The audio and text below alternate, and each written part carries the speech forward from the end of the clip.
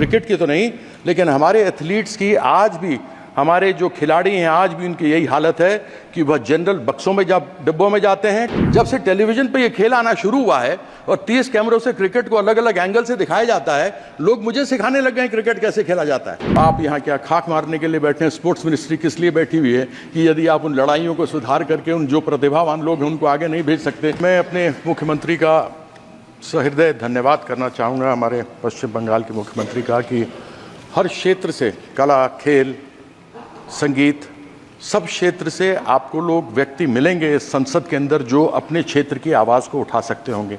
तो मैं अपनी ओर से अपने मुख्यमंत्री ममता बंदोपाध्याय जी का बहुत धन्यवाद करता हूं कि उन्होंने सभी क्षेत्र में से लोगों को पार्लियामेंट में बुलाकर उनको आवाज़ उठाने का अवसर दिया। और क्योंकि खेल और खिलाड़ी की कोई जात और मज़हब नहीं होती, इसलिए राजनीतिक लोग भी इसको ज़्यादा गंभीरता से नहीं लेते। अभी संजय जायसवाल जी हैं कि चले गए? वो बोल रहे थे जब हम बात करेंगे तैयारी की तो आपको तो दर्द होगा, विपक्ष को दर्द तो होगा। मुझे मालूम नहीं उनको या उनकी पार्टी को तब दर्द हुआ था जब हमारी महिला कुश्ती बेटियां और बहन थी जिनके साथ अत्याचार हुआ था और वो त्राहिमाम कर रही थी, तब किसी की आवाज़ नहीं उठी थी। मुझे याद है जब मैं छोटा था, मैं भी क्रिकेट खेला, भारत के लिए विश्व कप 1983 में जीता। हमारे साथ में यूसुफ पठान बैठे हुए हैं जो 2011 में विश्व कप भारत के लिए जीते। हमारे कप्तान फुटबॉल के, भारत के कप्तान बैठे हुए हैं, पद्मश्री लिए हुए प्रसून बैनर्जी, सब यहाँ बैठे हैं। मुझे भी याद है जब मैं छोटा था और उस समय क्रिकेट में पैसा नहीं था तो हम लोग 3rd क्लास ट्रेन की बोगी में जाया करते थे। टॉयलेट के सामने सामान टॉयलेट में पड़ा हुआ होता था और हम लोग बैठे रहते थे और जाते थे। और school games federation of India तो शायद अपना ही है, किरण रिजिजू जी आप तो मंत्री रहे हुए हैं, वही SGFI ले जाया करती थी हमें। आज भी परिस्थिति सभापति महोदय वही है हमारे एथलीट्स की, क्रिकेट की तो नहीं, लेकिन हमारे एथलीट्स की आज भी, हमारे जो खिलाड़ी हैं आज भी उनकी यही हालत है कि वह जनरल बक्सों में जब डिब्बों में जाते हैं, टॉयलेट के सामने बैठते हैं, टॉयलेट में उनका सामान होता है।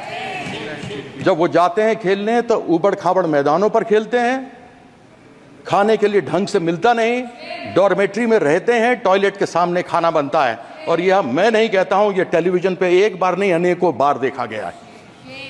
हम बात करते हैं हमारी प्रिपेयर्डनेस क्या है। अरे अगर आपको ओलंपिक्स की तैयारी की बात करनी है तो आपको 2028 की अभी करनी चाहिए, न कि जब आपकी टीम चली गई हो। ओलंपिक्स की तैयारी, खेल, लोग समझते हैं खेल ऐसा ही है।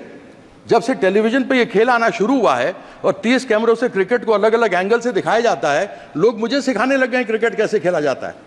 उनको मालूम नहीं कि जब थॉमसन 100 की स्पीड पर गेंद करता था, सुनील गावस्कर सामने होता था, या सचिन तेंदुलकर एक तरफ हो और ब्रेटली दूसरी तरफ हो, तो 0.42 सेकेंड्स गेंद को निकलने में, बल्लेबाज तक पहुंचने में, और 0.38 सेकंड्स बल्लेबाज को तय करने में कि मैं फ्रंट फुट पर जाऊं, बैक फुट पर जाऊं, हुक करूं, कट करूं, पुल करूं, क्या करूं। लेकिन लोग हमको सिखाते हैं, यानी ये बॉल छूटी और ये बैट्समैन के पास आई, ये समय है, बस इन 2 चुटकियों के बीच का खेल है। उसको संभवतः लोग समझेंगे नहीं, बहुत आसानी से लेते हैं कि हमारे प्रधानमंत्री जी ने किया। मुझे बड़ी खुशी है कि जब प्रधानमंत्री जी ने हमारी महिला कुश्तीबाज, कुश्ती लड़कियां जब आई थी तो उन्होंने उनका स्वागत किया था, सम्मान किया था, बड़ी प्रसन्नता भी थी जब उनके साथ वो खा रहे थे। लेकिन तब दुख हुआ था जब उन्होंने, उनके साथ अत्याचार हुआ था उन महिलाओं के साथ, तब उन्होंने मौन व्रत धारण करके रखा था। अगर अपनी महिलाओं को एक तरफ बोलते हैं बेटी बचाओ बेटी पढ़ाओ, अगर हम अपनी बेटियों को जो बाहर से स्वर्ण पदक लेकर आते हो, दूसरे पदक लेकर आते हो, अगर हम उनको नहीं अपनी तरफ से, यह सदन के लिए शर्म की बात है कि यदि हम उनको अपनी तरफ से संरक्षण नहीं दे सकते तो बड़ी खेद की बात है। आज बात करते हैं कि हमने नीरज चोपड़ा को भेजा। मैं ये जानना चाहता हूं कि जब तक नीरज चोपड़ा ने स्वर्ण पदक नहीं जीता था भाला फेंकने में, जावलिन में, तब तक उसके लिए सरकार ने क्या किया था। अभिनव बिंद्रा जिसने पहला स्वर्ण पदक जीता शूटिंग के अंदर, उसके पहले, शूटिंग के पहले जब किया था तो सरकार ने उसके लिए क्या किया था, या उसके एसोसिएशन फेडरेशन ने क्या किया था। मैं जानना चाहता हूं कर्नल मलेश्वरी जिसका नाम हटा दिया गया था टीम के ऊपर से, उस समय मैं पहली बार संसद 1999 बनकर इस पार्लियामेंट में आया था, 2002 या 2004 की दो की बात है, जब उनको निकाल दिया गया था। जब वो वापस आई और उन्होंने उस समय कांस्य पदक जीता था तो बड़ी प्रसन्नता हुई थी, किसी ने नाम नहीं सुना था, उनको खूब अलग अलग उनको उपहार मिले थे। मैं ये जानना चाहता हूँ सरकार से कि ओलंपिक्स में, एशियन गेम्स में, वर्ल्ड चैंपियनशिप्स में भेजने से पहले आप उनके लिए क्या करते हैं? जीत के आने के बाद तो आप न जाने क्या क्या चीज़ उनको देते हैं जो मिलना भी चाहिए, लेकिन मैं ये जानना चाहता हूं कि एक अच्छा खिलाड़ी, एक अच्छा अभिनव बिंद्रा बनाने के लिए, एक नीरज चोपड़ा बनाने के लिए, एक पीवी सिंधु बनाने के लिए, एक साइना नेहवाल बनाने के लिए, एक साइना मिर्जा बनाने के लिए आपने सरकार क्या क्या करती है? ऐसा सरकार को यह जवाब देना चाहिए। कौन सी प्रिपेयर्डनेस? आज एक बार कोई व्यक्ति, कोई लड़का या लड़की, हमारे देश की बेटी या बेटा अच्छा करके बाहर से आता तो आप सब कुछ देने को तैयार हो जाते हैं, लेकिन कैसे वो अच्छा बनकर आगे बढ़े उसके लिए क्या करते हैं? साई में स्पोर्ट्स अथॉरिटी ऑफ इंडिया, भारतीय खेल प्राधिकरण, कहां है कोचेस, कहां है प्रशिक्षक? आज खेलो इंडिया आपने शुरू किया, बड़ी प्रसन्नता की बात है, जो भी आए वो खेल सकता है, लेकिन क्या जो भी आए खेल सकता है? उसमें से प्रतिभा एकलव्य की तलाश कौन करेगा? उसके लिए कोई व्यवस्था है क्या? उसकी व्यवस्था नहीं होती। उसकी व्यवस्था इसलिए नहीं होती क्योंकि यहाँ पर जितने जगह प्रशिक्षकों के, कोचेस के खाली पड़े हुए हैं, 70% से अधिक लोगों के जगह खाली पड़े हुए हैं प्रशिक्षकों के। मुझे याद है मैं नेशनल इंस्टीट्यूट ऑफ स्पोर्ट्स में जाता था, एक national institute of sports Patiala था जहाँ पर कोचेस तैयार किए जाते थे। ये राष्ट्रीय स्टेडियम, नेशनल स्टेडियम, इस नेशनल स्टेडियम के अंदर cricket, hockey, football, basketball, badminton सब खेल खेले जाते थे और सबके प्रशिक्षक होते थे। हम लोग को प्रशिक्षण मिलती थी, हम लोग वहाँ सीखते थे और सीखने के बाद आगे बढ़ करके खेलते थे। आज वो परिस्थिति कहाँ है? इसलिए क्योंकि इसका कोई भी अपना वो नहीं है।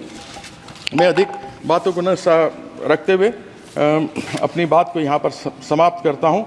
मैं अभी एक रिजिजू जी ने कहा कि खेल संघ वाले हैं सभापति महोदय कि वो आपस में चुनाव लड़ते हैं तो उनकी आपस में लड़ाई तो होगी, तो आप यहाँ क्या खाक मारने के लिए बैठे हैं? स्पोर्ट्स मिनिस्ट्री किस लिए बैठी हुई है कि यदि आप उन लड़ाइयों को सुधार करके उन जो प्रतिभावान लोग हैं उनको आगे नहीं भेज सकते तो फिर आपका फायदा क्या है?